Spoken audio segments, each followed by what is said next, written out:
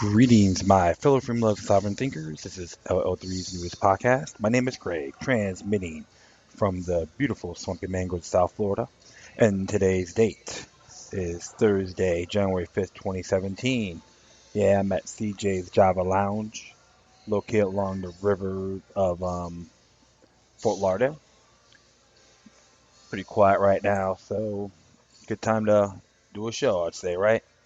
Yeah, you can just type it in on Facebook, and yeah, it's a nice little place. You need to get a little more activity. So if you're tired of the big chains, coffee, cafe chains, corporate chain, cafe chains, come to a mom and pop place. That'd be a best bet.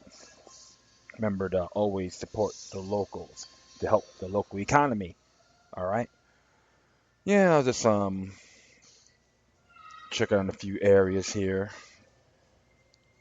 And another thing is always gotta laugh. We have all these bobbleheads like Senator John McCain and these lackeys wanna through sanctions on Russia. They still want to blame the Russian Federation for the elections. Come on. If you folks still believe that, there's a video to check out on NewsBuds by Kurt Nemo. It's called "The NSA Hacked the Elections, Not the Russians." And he has a lot of merit to back it up. And to those clowns in Washington, D.C., including Insane McCain, if you believe you still want to use sanctions on Russia, that's considered an act of war. You and your cornball scumbag colleagues, that includes people in the Democratic Party as well, go on the front line. I want to see how tough you pathetic human beings are. Okay? And hopefully, all you supporters out there send that to them because I don't give a damn. I'll make that real simple. Bunch of nefarious buffoons that they are. You want me to respect them as authority, please. I'd rather go to the toilet and find more homage in there than listening to those jerk offs. That's just me at times, but having me a little moody. However, I'm gonna do a couple things here from Counterpunch.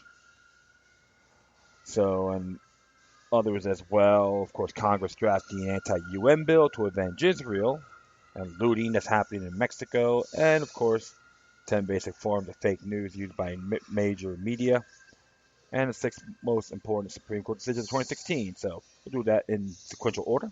Let's start off here with The Dark Side of Obama's Legacy.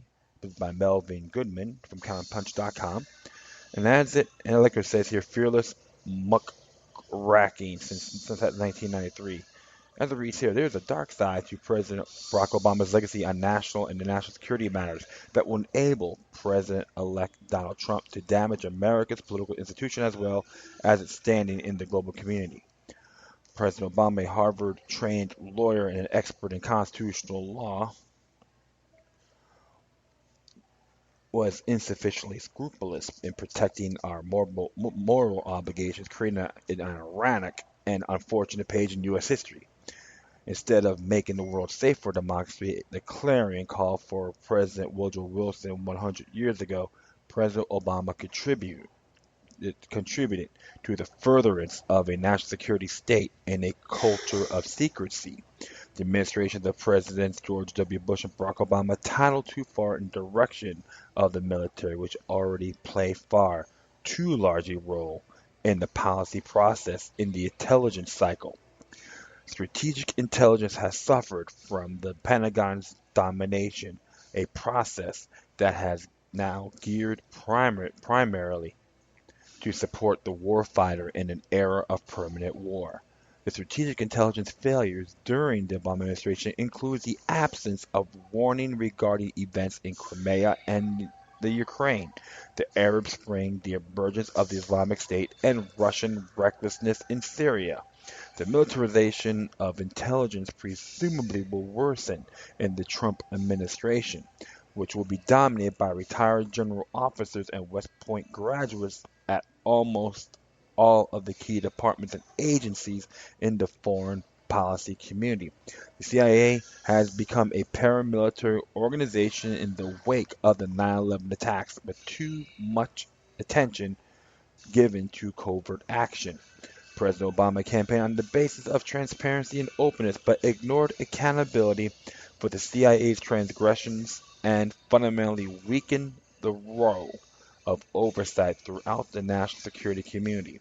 A statutory inspector general was created at the CIA in 1989 due to the crimes of Iran-Contra, but President Obama made sure there was no IG in place at CIA during most of his 8-year presidency as quizzed in the destruction of the office of the Inspector General at CIA.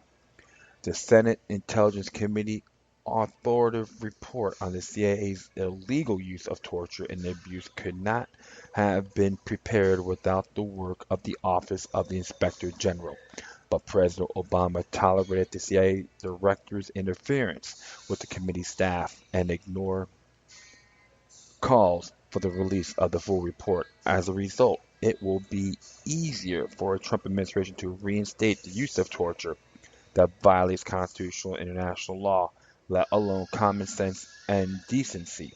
With regard to the now banned practice of waterboarding, Donald Trump stated only a stupid person would say it doesn't work. The Obama administration also conducted a campaign against journalists and whistleblowers that was unprecedented, using a 100-year-old Espionage Act more often than all of his predecessors combined. In fact, he misused the act, which was designed to prosecute government officials who talk to journalists and not to intimidate legitimate whistleblowers who report crimes and improperities. Leonard Downey, a former executive editor of the Washington Post, called Obama's control of information the most aggressive I've seen since the Nixon administration.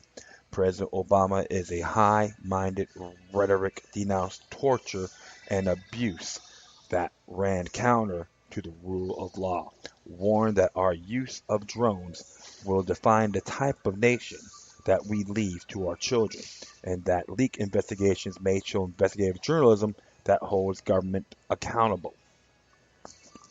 Nevertheless, he sought no accountability for those who broke laws in conducting torture and abuse, expanding use of drone warfare, and according to the executive director of the Freedom of the Press Foundation, laid all the groundwork Trump needs for an unprecedented crackdown on the press.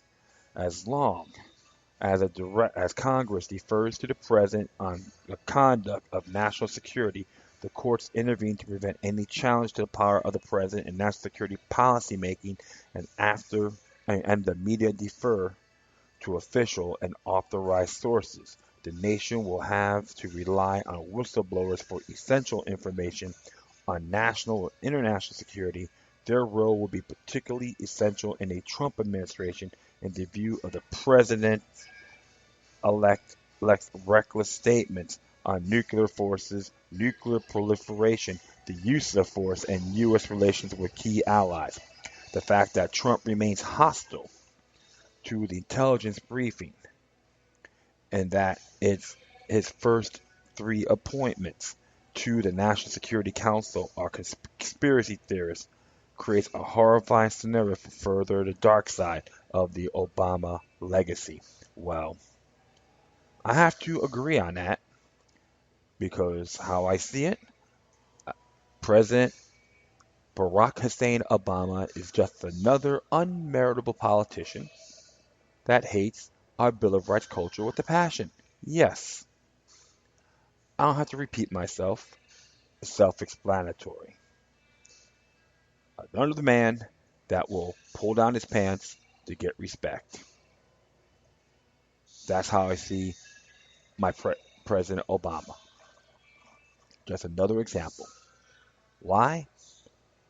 I kept track of his. I observed his track record as senator, U.S. senator in Illinois. Not impressed. Not because of his skin color, but his actions. And now, the transition could be probably the same thing. We don't know. So Truth of the matter is, you gotta be aware, keep them on their toes. That's Donald Trump. But I'm gonna continue on here, and this is what Abju Baraka has to say about Trump. Trump's neo-fascism will be built on neo-fascism of Obama and the Democratic Party. And as it reads here, late on the evening of December 23rd, when the attention of the public was fixed to the consumerist excesses of the holiday season, President Obama signed into law the Defense Authorization Act, NDAA. Like the other NDAAs that President Obama signed into law during his administration, this one further strengthened the repressive capacities of the state. Buried deep in the provisions of the NDAA was language from a bill introduced by Senator Rob Portman, ostensibly to protect the public from the effect of foreign propaganda. As previously reported by Black Agenda Report, the bill originally introduced last March was passed by the Senate on December 8th as the Countering Disinformation and Propaganda Act, and that inserted into the FDAA. According to Senator Portman, the intent of the law is to improve the ability of the United States to counter foreign propaganda and disinformation from our enemies by establishing the interagency-centered House at the State Department to coordinate and synchronize counter-propaganda efforts throughout the U.S. government. To support these efforts, the bill also creates a great grant program for NGOs, think tanks, civil societies, and other experts outside government. For Senator Portman, the U.S. is the innocent victim of ruthless propaganda efforts on the part of the foreign governments to slander and discredit the altruistic objectives of U.S. global activities.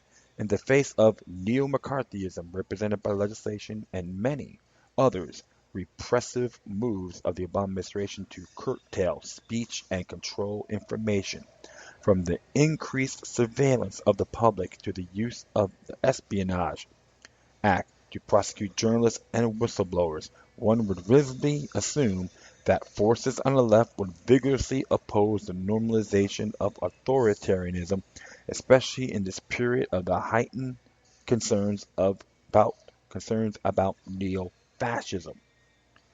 Unfortunately, the Pittsburghist left, along with their liberal allies, have been in full collaboration with the state for the past 8 years, with the with the predictable result, with no such alarm was issued, nor has any critique or even debate been forthcoming. There has been very little mainstream liberal left discussion around the fact that, as political blog Zero Hedge noted, long before fake news become a major topic. Excuse me here.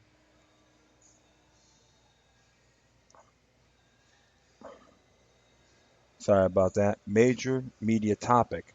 The U.S. government was already planning its legally backed crackdown on anything would eventually label fake news. As Black Agenda Report publisher Glenn Ford framed it, when the narrative at the heart of the system of rule falls apart, when the flow of history runs counter to the story told by those in power, when they know the entire edifice is crumbling under the weight of its own contradictions. The political crisis arises when people sense that prevailing order is built on a foundation of oppressions and lies. The rulers panic, scrambling to reweave the matrix of fables and myths that justify their waning supremacy. At such points in history, the truth is up for grabs. A change of regime in the offing. The dangerous and cynical moves by the Clinton campaign during the presidential campaign to paint Trump as an agent of a foreign government in order to project Hillary as the real tough alternative has morphed into a common sense narrative that has a dual purpose. First, it is meant to weaken the incoming administration by attempting to split it from its Republican legislative arm. The liberal transitional financial and corporate rulers are especially concerned by Trump's economic and social base that is demanding an alteration of the neoliberal order in favor of small, mid-sized, and large business interests is still dependent on the U.S. domestic market. They see this demand as a threat to the neoliberal logic that has been largely unquestioned in the West over the last 3 decades. Secondly, by narrowing the scope of acceptable political discourse in relation to the U.S. global strategies. They are heavily dependent on militarism and the strategic commitment to suppress regional capitalist rivals. The neocons and liberal interventionists can expect to avoid mass opposition to continue imperialist adventures, similar to the McCarthyite period when the ideology commitment to containment abroad required the destruction of any domestic opposition. The neo-McCarthyism of today is geared toward ideological conformity. In this sense, Trumpism is becoming a useful tool for enforcing neoliberal ideology consensus. For those who take a consistent oppositional stance to the bipartisan games being played on the people, the potential danger of the unfolding order is not lost on us. The setup piece that ran in the Washington Post that supposedly identified news outlets that were supposed to be involved in questionable or outright fake news included a number of outlets to which I contribute, including Counterpunch and the only all black outlet on the list, Black Agenda Report. When you have supposedly respectable liberal outlets pushing this kind of madness, we're not expecting much from the liberals or even left forces when the repressive knife is sharpened on us. The American Project prospects Rob Kuntner has even suggested that Trump is guilty of treason because of what he called the president-elect's alliance with Vladimir Putin. When the left's attention to fix Trump and its fear of the new authoritarianism that he's supposed to introduce, it has failed to confront or even be aware of the fact that the foundation for any kind of neo-fascism that might emerge in the U.S. was constructed over the last 15 years combined of the Bush and Obama's administrations. But even more dangerous for authentic oppositional forces in the U.S. collaboration from the left with a new McCarthyism is providing an opening for the isolation and repression of those of us who represent and are part of the oppressed communities, peoples who are going to have fight, no matter who would have been elected. This is not a new situation from us. When the repressive apparatus of state focus on radical black organizations like the National Negro Congress and the Civil Rights Congress, and on such individuals as Paul Robeson, W.E.B. Du Bois, William Peterson, Claudia Jones, to the systematic assault on the radical black liberation movement in the 1960s and 70s were largely required to fend for ourselves against the state after being abandoned by white liberals and significant numbers of white leftists. I fully expect that to happen again. Neo-fascism is not a new existential phenomenon for us, for people around the world who have suffered from the racist, arrogant assaults of this criminal state to maintain the pan-European colonial capitalist project. I won't say capitalist, but I'll just keep on going. So save your historical concerns about Trump for others and either commit yourself for building the revolutionary movement or get out of the way. Well, it is interesting. Person has some interesting points because in the past, the 20th century alone, I could give you a good example, like victim disarmament. The successors everything was inherited to the successors by their predecessors. That's a very good example how to control the masses. And like I said, everything's being laid on its foundation and Donald Trump and some of his cohorts can take advantage of it. This is why we have to remain vigilant regardless. Doesn't mean you have to agree with them on everything, on the person and everything, but respectfully, we have to pay attention because it becomes a domino effect. Get this one group, who's next? When you study Death by Government by R.J. Rummel, it's the same pattern over and over and over again. So this is why he may be in here. Never look at these individuals as your Lord and Savior, but downright constitutional servants. Period. If he does wrong or signs something that is unconstitutional, even the people who voted for him need to speak up or get the hell out of the way. This is why I say the more things change, the more they stay the same. It is possible, but the American people got to make their own decisions on what to do. All right, my friends. Next one here came from Press TV, Iranian website. It says here Congress drafted an anti-UN bill to avenge Israel.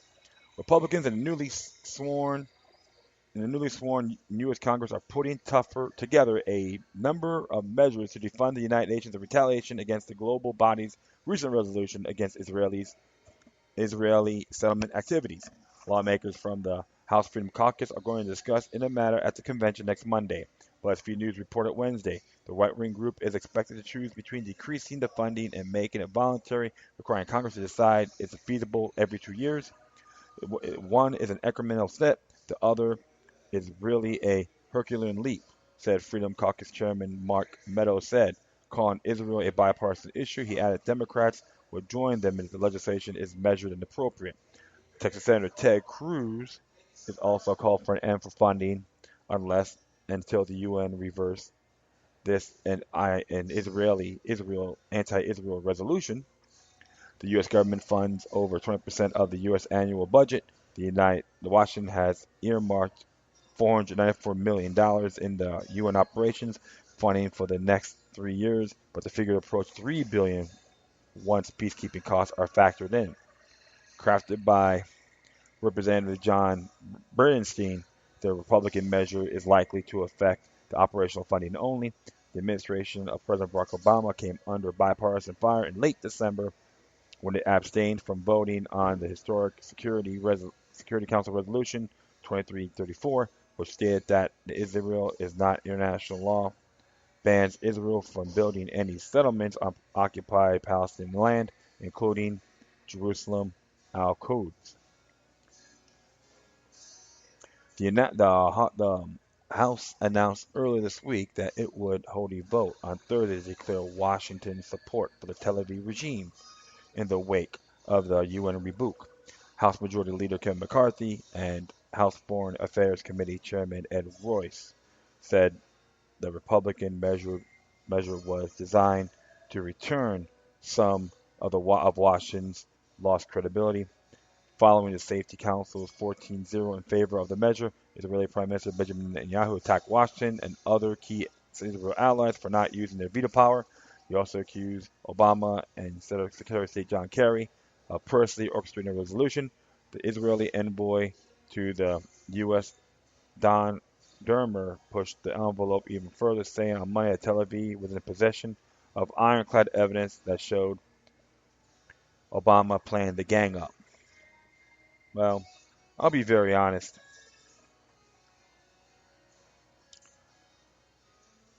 It is disturbing, regardless. All right. Like I said before in the past, I'm very critical of certain criminal elements in the Israeli government.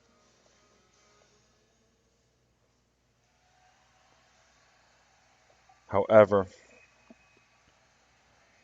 I believe the United States need to get out of the UN, period. But you're going to have this idea is, oh, well, they're going to defy Israel. We should just defund them.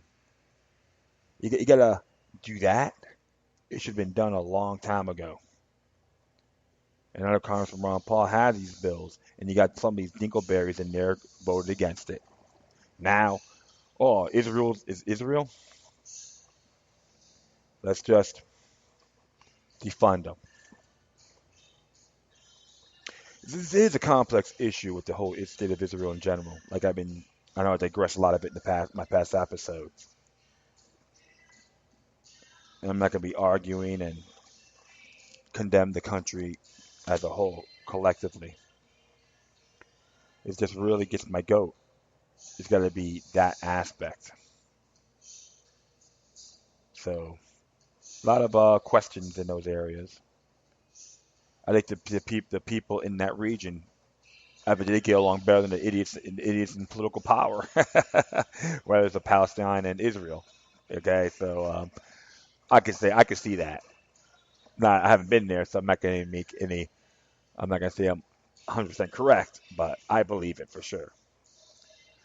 So, well, foreign influences, right? Let's have a country think for us, please, and vice versa. All right. Well, this happened down in Mexico. Came out today. It says here from the Associated Press, looting and riots erupt in Mexico as gas price spike 20%. And as it reads here, protests of over a sharp gasoline price hike erupted in looting of gas stations and stores in various parts of Mexico on Wednesday, with dozens of businesses reportedly sacked. Protesters also continued to block highways, burnt tires, seized gas stations, snarling traffic, and jeopardizing fuel supply lines across the country. The National Association of Self-Service and Department Stores of Mexico said in a statement that 79 stores have been looted and 170 were closed and blockaded in central Mexico, including the capital. Residents pilfered gasoline and diesel from a gas station following protests against an increase in fuel prices in Aladin, southern Veracruz, Veracruz State, Mexico, late Tuesday. Residents stealing gasoline and diesel from gas stations following protests and increased full price in Helene, southern. Good grief. The gas station's attendants, so I can repeat this, the same sentence again. The gas station's attendants who had turned off the power to inactivate the pumps were intimidated by demonstrators turning them back on and allowing the residents to take fuel. A group of people grabbed toys as the store is ransacked by a crowd in the port of Veracruz, Mexico, after frustrations over a sharp gas price hike erupt into violence. A man runs with toys by a store is ransacked by a crowd in Port Veracruz after hikes rage out of control. Protesters block entrances to Pemex gas station as they burn tires during protests against the rising prices of gasoline. A woman with a sign depicting a person held up with a gas tank pump with the Spanish message, oil country and the people without money. Protest fuels hikes by blocking access to gas stations in Calderaza del Aten in Mexico City. The unrest resulting in the theft of merchandise put the lives of clients and workers in the stores, primarily in Mexico State. Macho, Machoacán, Hidalgo, and Mexico City in the statement said. In the Gulf City of Veracruz, 50 establishments, including convenience stores, supermarkets, and big box outlets, suffered looting, according to a preliminary count by the local Chamber of Commerce. Store guards were overrun by crowds who carried off clothing, food, washing machines, televisions, DVD players, and refrigerators. Navy police security store after it was ransacked by a crowd in the port city of Veracruz. There's photos too about a lot of stuff here. Hold on. And it says here, let me see.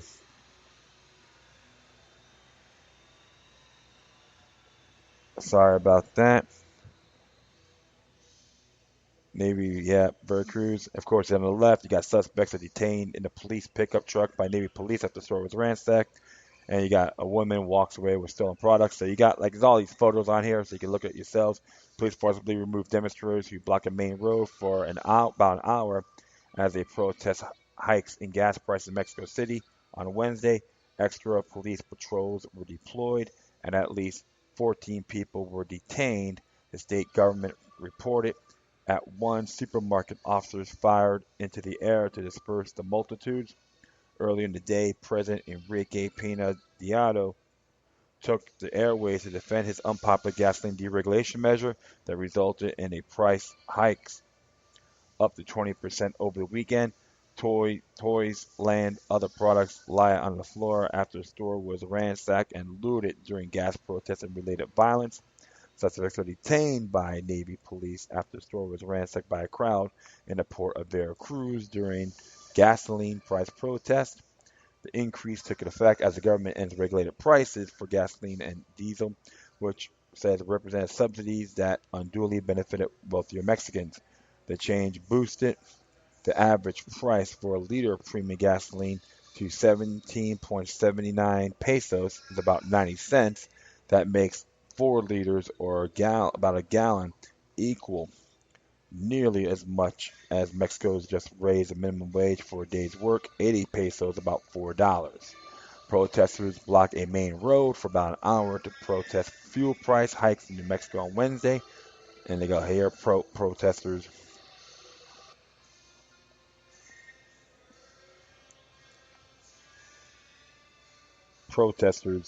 blocked main roads for an hour. Protests blocked main roads for around an hour to protest fuel price hikes in Mexico City price surge. It's like same old thing, 20% hikes, all that. And of course, taxi drivers, okay. Pena Nieto said he would try to help groups as hard hit hard to increase in appearance to the truck and taxi drivers. I understand the anger and the irritation felt by the general public. Pena Nieto said that this is an action that nobody would want to take. If this decision has not been taken, the effects and consequences would have been far and more painful, he added. A man gives a thumbs up of passing drivers, honking in support after dozens of truck drivers, angry over the increase in gas prices, parked their vehicles, put up signs, and then waved motorists through toll booths without paying at the Palomas Toll Plaza, 102 kilometers outside Mexico City on the highway of Cotero on Tuesday. Farm activist groups Al Brazin said that even tax breaks or government support for truck drivers, the wave of anger and discontent among Mexicans cannot be held back. The state-owned oil company Pemex said Tuesday that blockades of fuel terminals in the states of Chihuahua, Morelos, and Durango has caused a critical situation in distributing fuel to gas stations there.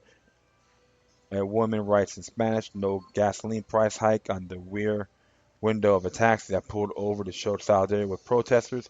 It said that the blockades continued. It could interrupt operations at airports in Chihuahua and Baja California. The country's industrial chamber, known as CONCAMIN, said that impeding production and commerce is not the best way to handle the increase in fuel prices. And police officer removed the demonstrator who, along with others, blocked the main road for about an hour during protests and gas price hikes in Mexico City. And it's interesting. So it became a whole muck fest. And it is a real shame what's going on down there. It's just another example that it can be wow, something to really look at. And support open free market and so forth, but it looks like there's a lot of so fascistic attributes in that nation. And I just like to say wow. But hey, let the people make a living, yeah.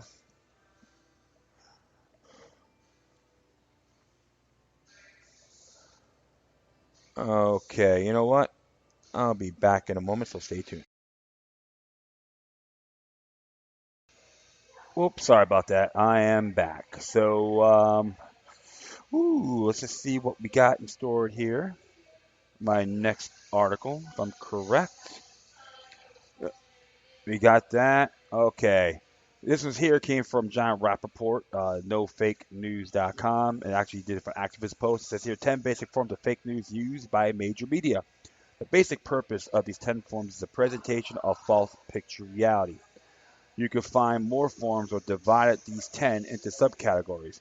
The basic 10 basic forms are direct line about matters of fact, leaving out vital information, limited hangout is an admission of a crime or mistake, which only partially reveals the whole truth. The idea is that by omitting a fraction of what really happened and burying the biggest revelations, people will be satisfied and go away, and the story will never be covered again. Shutting down the truth after publishing it includes failing to follow up and investigate a story more deeply, not connecting the dots between important pieces of data, censoring the truth, whatever it is found, or calling it fake news, using biased experts to present slanted or false facts, repeating a false story many times. This includes the echo chamber effect, in which a number of outlets bounce this false story among themselves, claiming a reasonable and true consensus exists when it doesn't, when there are many important dissenters who are shut out from offering their analysis, employing a panoply of effects, reputation of the media outlet, voice quality of the anchor, acting skills, dry mechanical language, studio lighting, overlay of electronic transmissions, etc., to create an impression of elevated authority which is beyond challenge. These there are all traditional forms and methods. Here's an example of a big story that deployed all 10 forms of fake news: the swine flu pandemic of 2009. In the spring of 2009, the World Health Organization elevated authority beyond challenge, announced that the swine flu was a sixth level pandemic. It's the highest category of danger. In fact, there were only 20 confirmed cases at the time. Direct line about danger, and WHO quietly changed the definition of a level 6, so widespread death and damage were no longer required. Another aspect of direct lying. The story was, of course, picked up by major media outlets all over the world. Echo chamber effects, fake consensus, never connected dots. Read WHO lies, and quite soon, swine flu case numbers rose into thousands. Direct lying, as we'll soon see. Medical experts were brought in to bolster the claims of danger. Bias experts, important dissenters, never given the space to comment.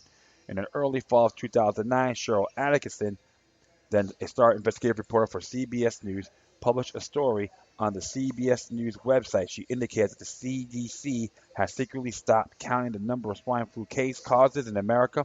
No other major news outlet reported this fact, omitting vital information. Atkinson discovered the reason the CDC has stopped counting: the overwhelming number of blood samples taken from the most likely swine flu patients were coming back from labs with no trace of swine flu or any kind of flu. Therefore, a gigantic hoax was revealed. The pandemic was a dud, a fake. Despite Atkinson's report, CBS never followed up her story, shutting down the truth after exposing it.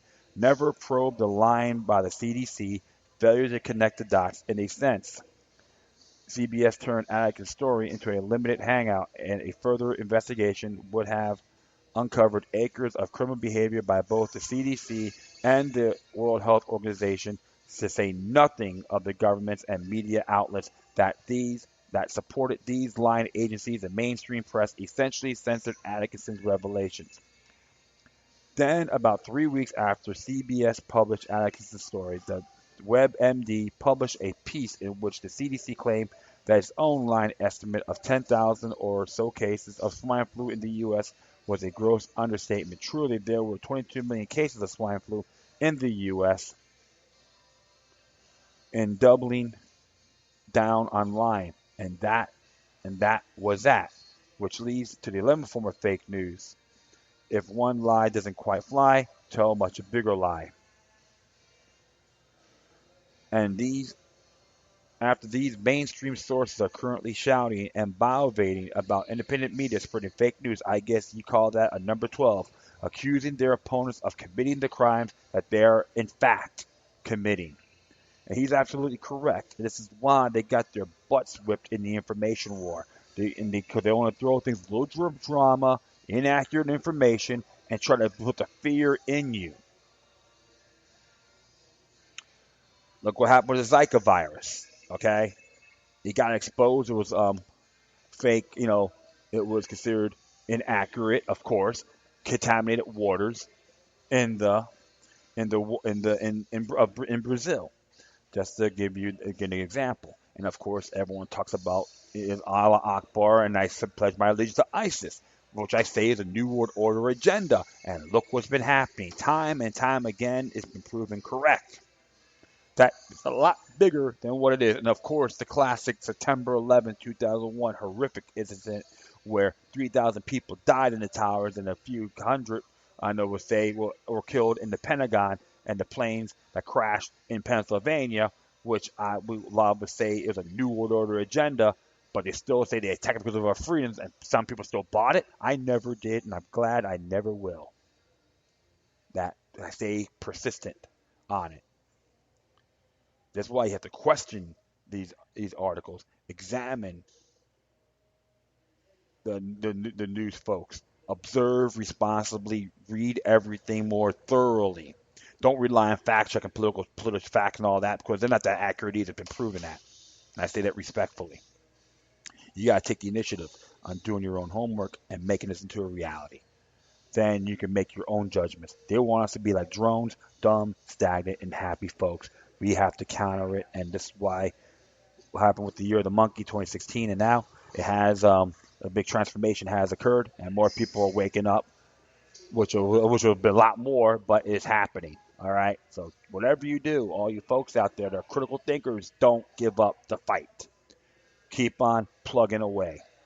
All right, finally, from the FindLaw.com, which is a law site. It's pretty interesting here. It says six most important Supreme Court decisions of 2016. The past year was really something else. 2016 saw the death of Justice Antonin Scalia, the end of the Merrick Garland Supreme Court dreams, the death of David Bowie. Now even Mariah Carey made it out unscathed. But before we bid a year and the final adieu or good riddance, it is worth looking back at the Supreme Court's most important decisions. For throughout all of 2016's ups and downs, the court continued to shape American law, government, and politics with important rulings in the areas of criminal, civil rights, immigration, and more. Here are our top six. 1. United States versus Texas, the end of Obama's immigration reform plans. The President Obama's immigration reform ended not with a bang, but a whimper, a deadlock. 8 Justice Supreme Court affirmed a Fifth Circuit ruling hating Obama's Deferred Action for Parents of Americans, a Lawful Permanent Residence Plan, or DAPA, which sought to create a legal status for millions of immigrants. With the election of Trump months later, for future such immigrants has become increasingly uncertain. 2. Fisher versus University of Texas at Austin, affirmative action in college admissions. In Fisher, which is technically Fisher II, the Supreme Court ruled that the University of Texas consideration of race as part of a holistic admission process did not violate the Equal Protection Clause. The use of race in public university admissions has had a tremendous future in the court almost since it was first endorsed in 1978, and many thought that Fisher could deal such race-conscious admissions their final blow. That didn't happen, however. Not only did the University of Texas' unique admission process survive Supreme Court scrutiny, Fisher marked the first time Justice Kennedy voted to support race-conscious admissions, another sign of the justice's potential shift to the left. 3. Welch versus the United States, limits to three-strike laws. In Welch, the Supreme Court extended its ruling in Johnson versus the United States, allowing it to be applied to those who were convicted before Johnson was decided. In Johnson, the court held that the federal three strikes law residue clause was unconstitutionally vague. That opened up thousands of sentences to challenge, and Welch quickly became the most cited case of the court's last term. 4. Whole Woman's Health versus Hellerstedt, striking down restrictions on abortion providers. In a roundabout attempt to limit abortion, the Texas legislature adopted some of the strictest abortion regulations in the country. But these regulations were targeted not at women seeking abortion services, but to clinics providing them, effectively shutting down most clinics in the state. Those restrictions were struck down in the Whole Woman's Health as the Supreme Court ruled that abortion provider regulations must be based on convincing medical evidence and cannot unduly burden a woman's right to an abortion. 5. Salomon versus United States. Insider trading friends with and family. It's somewhat unnatural to look at Supreme Court cases by the calendar year. The court, after all, organizes itself around terms that stretch from October of year one of June of the next, which most of the major decisions coming out in June. That means that almost all this year's most impactful opinions comes from last term. But there are few recently decided cases that are worthy of inclusion. Salomon tops that list. Decided in early December, this insider trading case upheld the presumption of a benefit, with an insider gives confidential information to a family member who then trades on it. Ruling undoes a recent Second Circuit opinion that threatened to upend the so-called friends and family rule, and which could have significantly limited insider trading prosecutions. 6. Samsung Electronics versus Apple. Design patents. In the latest battle, the Supreme Court patent law between Samsung and Apple, the Supreme Court addressed design patents for the first time in decades. On the same day that it decided Salomon, the Supreme Court ruled that Samsung's infringement of Apple's design patents on a smartphone did not necessarily require the company to turn over all profits from those phones. Rather, damages could be limited to the profits attributable to infringing parts. The ruling, of course, is not revolutionary. It's certainly no one man, one vote. But though utility patents significantly outnumber design patents, design patents are quicker to obtain and are a growing source of IP litigation. The court's unanimous decision in Samsung limits the windfall successful design patent litigation might bring, though it still leaves plenty of issues for lower courts to work through. Of course, there were plenty of other important cases decided in last year as well. If you have another one that you think deserves consideration, let us know via Twitter at Find Law LP or Facebook Find Law for Legal Professions. Interesting stuff. So, like I say, the good and bad, right? These cases are interesting, and like I said, it's when we look at it, it is unique in one way or the other. But hey, like I said, never.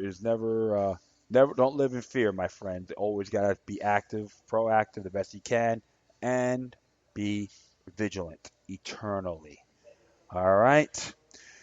Okay, my friends, that's all for now. I'd like to thank everyone for listening. Plus, feel free to download and share this throughout your social media networks. That's my episode and many others. If you have any questions, comments, or you want to recommend something that I may want to check in, not this bogus advertising, okay? Please, whatever you do, please have your correspondences be delivered with decorum. You can hit me on Facebook, Twitter, Google Plus, Spreaker, iHeartRadio, Tumblr, YouTube, Freedoms Network, Scene.life, and Minds.com. Or you can email me at LokiLuck3 at gmail.com. Woo. I'll be busy tomorrow, so I may do another show during the weekend. I'll see what mood I'm in, okay? All right, my friends. Once again, thank you for your time. Plus, always remember that demoniac resistance is healthy for the soul and can liberate humanity. Until next time, take care of yourselves. Keep on spreading the love, and may your guardian spirits be with you.